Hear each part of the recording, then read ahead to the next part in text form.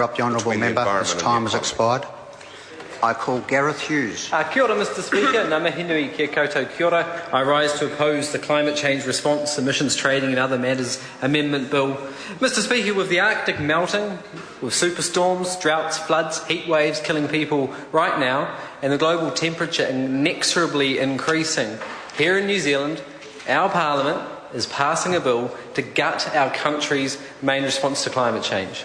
Climate change is real, climate change is happening, and climate change is hitting us faster and worser than scientists predicted only even a few years back. In my previous speeches, I talked about my motivations for why I'm opposing this bill.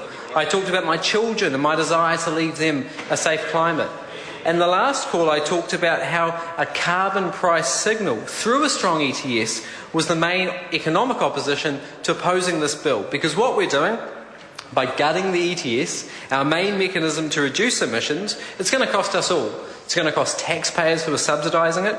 It's going to cost the country with the increase in fuel bills and sham credit imports. But we're also missing the boat. We're missing the biggest economic opportunity of our century, which is to invest and transition to a clean economy. But in this speech, I don't want to talk a great deal about the detail in this this bill which significantly weakens the emissions trading scheme, which removes agriculture from it, entrenches those sham credits and those state subsidies for polluters. I mean, we all know it's bad for the environment and the economy. The government benches knows it's bad for the environment and the economy. That's why we've seen such a rushed, shoddy process. Everyone in the country knows it's a bad bill for the environment and the economy, because on top of this and the other weakenings of the emissions trading scheme we've seen before, the removal of other measures to tackle climate change in New Zealand, they're hearing the message loud and clear that this government doesn't take the climate seriously. In this speech, I'd rather talk about where do we go from here. And the government, since it has clearly shown they won't act on this fundamental environmental, economic, but most of all moral challenge, if the government won't act, it's up to the people. The challenge for Kiwis and communities is now to build a movement to make it impossible for any government of any hue not to act on the climate. We need to hit the streets, we need to organise, we need to speak loudly the scientific truth that climate change and what it means. It's that 6 degrees which the International Energy Agency is warning us about. It's about just saying no to no new coal, risky new oil. We need to give people hope that we can act and we can rise to the biggest challenge of our time. In 4 weeks' time, 1,000 young Kiwis are gathering in Auckland for Power Shift. And this is where I take my inspiration from. This is where the leadership, the passion, the honesty to address this great challenge comes from.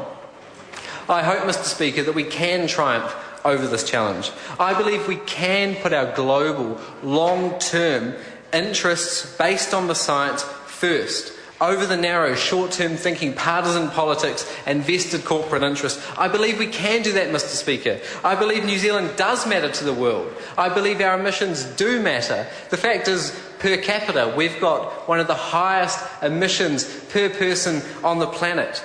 We can also show leadership. The answers, Mr Speaker, are obvious, they're available right now, and they will benefit our economy. Because what we're talking about, tackling climate change, it's about jobs. It's about new jobs in clean energy. It's new jobs in energy efficiency, new jobs in forestry, new jobs in transport, new jobs in smart farming. It's about farmers and city dwellers working together, coming together for localised food production. It's about people installing insulation in their homes. It's about communities coming together and investing in a wind turbine. It's about Kiwis being able to put sustainable biofuels in their fuel tanks. It's about Kiwi firms putting solar panels on people's homes. It's about Kiwi businesses innovating, exporting, manufacturing. It's about measuring the things that really matter.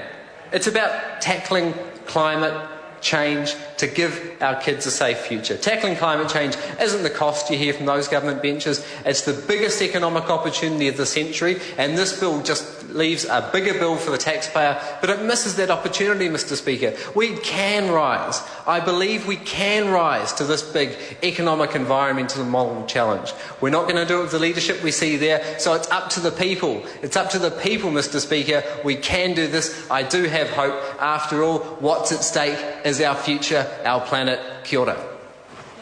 I call Louise Upston. Thank you, Mr Speaker.